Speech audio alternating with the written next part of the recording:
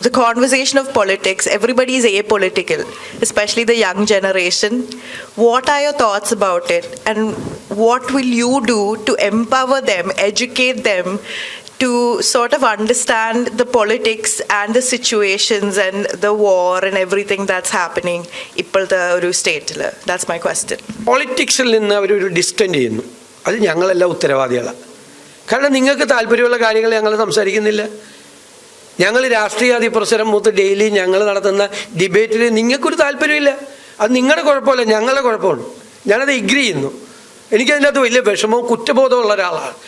Subject മാറ്റിക്കൊണ്ടുപോയി ചെയ്യണമെന്ന്. ഡെമോക്രസിയുടെ മഹത്വം എന്താ? അത് ഡിസ്കോസാണ്, അത് ഡിബേറ്റാണ്. ഇങ്ങനെ നമ്മൾ വാദപ്രതിവാദങ്ങൾ നടത്തി എപ്പോഴും വാദിച്ചുകൊണ്ടിരിക്കണമെന്നല്ല, അത് ഒരു ഔട്ട്കം ഉണ്ടാവണം ആ ഡിബേറ്റിൽ, ഡിസ്കോസിൽ.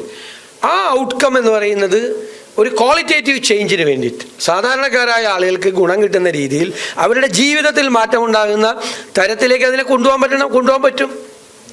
ആ ഡിസ്കോസിലേക്ക് നമ്മൾ കൊണ്ടുപോകണം. അതുകൊണ്ടാണ് ചെറുപ്പക്കാർ അതിൽ നിന്ന് തീർച്ചയായിട്ടും അകന്നു പോകുന്നത്. എനിക്ക് തരാനുള്ള മെസ്സേജ് നിങ്ങൾ പൊളിറ്റിക്കൽ ആകണം എന്നാണ്. That doesn't mean that you have to enrol into a political party. നിങ്ങൾക്കൊരു രാഷ്ട്രീയ പാർട്ടിയിൽ, ഞാനത് പറയണത് ശരിയല്ല, ഞാൻ എൻ്റെ പാർട്ടിയിൽ അംഗമാകാൻ പറയേണ്ട ആളാണ്. പക്ഷെ നിങ്ങൾക്കൊരു രാഷ്ട്രീയ പാർട്ടിയിൽ അംഗമാകാതെയും നിങ്ങൾക്ക് പൊളിറ്റിക്കലാവാം. രാഷ്ട്രീയ പാർട്ടിയിൽ അംഗമായ എല്ലാവരും പൊളിറ്റിക്കലാണെന്ന് ഞാൻ സമ്മതിക്കില്ല. അല്ലാതെ ആവാം. അങ്ങനെ പൊളിറ്റിക്കലാവണം. ഇന്ത്യയുടെ ഒരു പശ്ചാത്തലത്തിൽ നമ്മൾ ഡെമോക്രാറ്റിക് ആവുക, നമ്മുടെ ഒരു ജനാധിപത്യ ബോധ്യം നമ്മുടെ മനസ്സിലുണ്ടാവുക. ഒന്ന്. രണ്ട്, നമ്മൾ ഏത് പ്രൊഫഷനിൽ വർക്ക് ചെയ്ത് കഴിഞ്ഞാലും ഏറ്റവും വീക്കായിട്ടുള്ള ആളുകളെ കാണുമ്പോൾ, സൈഡ് ലൈനിലുള്ള ആളുകളെ കാണുമ്പോൾ, ദുർബലരായ മനുഷ്യരെ കാണുമ്പോൾ നമുക്കൊരു ഫീൽ ഉണ്ടാവണം. അവന് നമുക്ക് എങ്ങനെ സഹായിക്കാൻ പറ്റും, എന്ത് ചെയ്തു കൊടുക്കാൻ പറ്റും, എങ്ങനെ അവനെ ചേർത്ത് നിർത്താൻ പറ്റും എന്നുള്ള ഫീലിംഗ് ഉണ്ടാവണം. മൂന്ന്, നേരത്തെ പറഞ്ഞ ചോദ്യം വീണ്ടും, നമ്മൾ എൻവയൺമെൻറ്റ് ഫ്രണ്ട്ലി ആകണം. ഈ ക്ലൈമറ്റ് ചേഞ്ചിൻ്റെ കാലത്ത് നമ്മൾ എൻവയൺമെൻറ്റ് ഫ്രണ്ട്ലി ആകണം. പിന്നെ നമ്മളെ ജെൻഡർ ജസ്റ്റിസിനൊക്കെ വേണ്ടിയിട്ട് നമ്മൾ വാദിക്കണം. നമ്മൾ പൊളിറ്റിക്കലി ഇൻകറക്റ്റായിട്ടുള്ള വാക്കുകളൊന്നും ഉപയോഗിക്കാതിരിക്കാൻ ശ്രദ്ധിക്കണം. ചിലപ്പോൾ നമ്മൾ പറയും ആണുങ്ങളോട് കളിക്കരുത്. ആണുങ്ങളോട് കളിക്കരുതെന്ന് പറഞ്ഞാൽ അതൊരു പൊളിറ്റിക്കലി ഇൻകറക്റ്റായിട്ടുള്ള വാക്കാണ്, അറിയാതെ വന്നുപെട്ടാണ്. ആ വൊക്കാബുലറി എല്ലാം മാറ്റണം. ഞാനൊരു 8 വർഷം മുമ്പ് ഫോണിൽ കൂടി ഒരാളോട് സംസാരിക്കുമ്പോൾ ഞാനിങ്ങനെ ഈ വൈൽഡ് ലൈഫ് അറ്റാക്കിൻ്റെയൊക്കെ സമയമാണ്. ഇപ്പം മാൻ ആനിമൽ കോൺഫ്ലിക്റ്റ് എന്നിങ്ങനെ പറഞ്ഞു. ഞാൻ ഫോൺ വെച്ച് കഴിഞ്ഞപ്പോഴേക്കും എൻ്റെ മകൾ എന്നോട് തെറ്റി. അതെന്താ മാൻ ആനിമൽ കോൺഫ്ലിക്റ്റ് എന്നോ? അങ്ങനെ പറയാൻ പാടില്ല എന്നൊരു വാക്ക് മാറി, ഹ്യൂമൻ ആനിമൽ കോൺഫ്ലിക്റ്റ് എന്ന് പറയണമെന്നോ. ഞാൻ പിന്നെ വളരെ ശ്രദ്ധിച്ച് ഹ്യൂമൻ ആനിമൽ കോൺഫ്ലിക്റ്റ് എന്നേ പറയുള്ളൂ. മാൻ കൈൻഡ് എന്ന് പറയാമോ? അങ്ങനെയാണ് ഉപയോഗിച്ചിരുന്നത്. ഞങ്ങളുടെ ജനറേഷനൊക്കെ ഉപയോഗിച്ചിരുന്ന മാൻ കൈൻഡാണ്. ഹ്യൂമൻ കൈൻഡ് എന്നേ ഉപയോഗിക്കാൻ പാടുള്ളൂ.